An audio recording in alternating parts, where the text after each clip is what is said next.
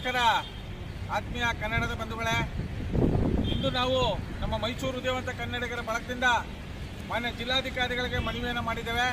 ಈ ಮನವಿಯ ಉದ್ದೇಶ ಮೈಸೂರು ಜಿಲ್ಲೆಯಲ್ಲಿ ಕೆರೆ ಕಟ್ಟೆಗಳ ಅಭಿವೃದ್ಧಿ ಮಾಡಬೇಕು, ಕೆರೆ ಕಟ್ಟೆಗಳ ಹೂಳೆತ್ತಿಸಬೇಕು, ಕೆರೆ ಕಟ್ಟೆಗಳನ್ನ ಯಾರೆಲ್ಲ ಅಕ್ರಮವಾಗಿ ಆಕ್ರಮಿಸ್ಕೊಂಡಿದ್ದಾರೆ ಅವ್ರ ಮೇಲೆ ಕ್ರಿಮಿನಲ್ ಕೇಸ್ ಹಾಕಿ ಕೆರೆ ಕಟ್ಟೆಗಳನ್ನ ಸರ್ಕಾರದ ಸುಭದ್ರಿಗೆ ವಹಿಸ್ಕೋಬೇಕು. ಕೆರೆ ಕಟ್ಟೆಗಳು ಇಲ್ಲದೆ ಇರೋದ್ರಿಂದ ಇವತ್ತು ಪ್ರಕೃತಿ ವಿಕೋಪಕ್ಕೆ ಹೋಗಿ ಜಲಪ್ರಳಯ ಆಗ್ತಾ ಇದೆ, ಭೂ ಕುಸಿತ ಆಗ್ತಾ ಇದೆ, ರೈತರಿಗೆ ಸರಿಯಾದ ಸಂದರ್ಭಕ್ಕೆ ಮಳೆ ಆಗ್ತಾ ಇಲ್ಲ. ಈ ಮಳೆ ಆಗದೆ ಇರೋದ್ರಿಂದ ಇವತ್ತು ದಿನಬಳಕೆ ವಸ್ತುಗಳ ರೇಟು ಗಗನಕ್ಕೆ ಹೋಗ್ತಾ ಇದೆ. ದಯಮಾಡಿ ಜಿಲ್ಲಾಧಿಕಾರಿಗಳು ತಹಸೀಲ್ದಾರರ ನೇತೃತ್ವದಲ್ಲಿ ಯಾರೆಲ್ಲ ಕೆರೆ ಕಟ್ಟೆಗಳನ್ನ ಆಕ್ರಮಿಸ್ಕೊಂಡಿದ್ದಾರೆ ಅವ್ರ ಮೇಲೆ ಕ್ರಿಮಿನಲ್ ಮೊಕದ್ದಮೆ ಹೂಡಿ ಕೆರೆ ಕಟ್ಟೆಗಳನ್ನ ಸರ್ಕಾರಕ್ಕೆ ವಹಿಸ್ಕೋಬೇಕು, ಕೆರೆ ಕಟ್ಟೆಗಳ ಅಭಿವೃದ್ಧಿ ಪಡಿಸಬೇಕು ಅಂತ ಇವತ್ತು ನಾವು ಮೈಸೂರು ಉದ್ಯಮವಂತ ಕನ್ನಡಿಗರ ಬಳಗದಿಂದ ಮಾನ್ಯ ಜಿಲ್ಲಾಧಿಕಾರಿಗಳಿಗೆ ಮನವಿ ಕೊಟ್ಟಿದ್ದೇವೆ.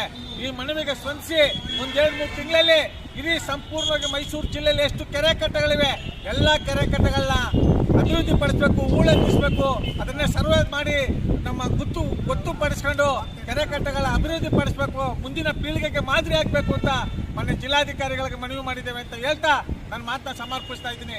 ಜೈ ಕನ್ನಡಾಂಬೆಗೆ, ಜೈ ಕನ್ನಡ ಮಾತೆಗೆ, ಜಗನ್ಮಾತೆ ಚಾಮುಂಡೇಶ್ವರಿಗೆ, ನಾಲ್ವಡಿ ಕೃಷ್ಣರಾಜ ಒಡೆಯರ್ಗೆ ನಮಸ್ಕಾರ, ಧನ್ಯವಾದಗಳು.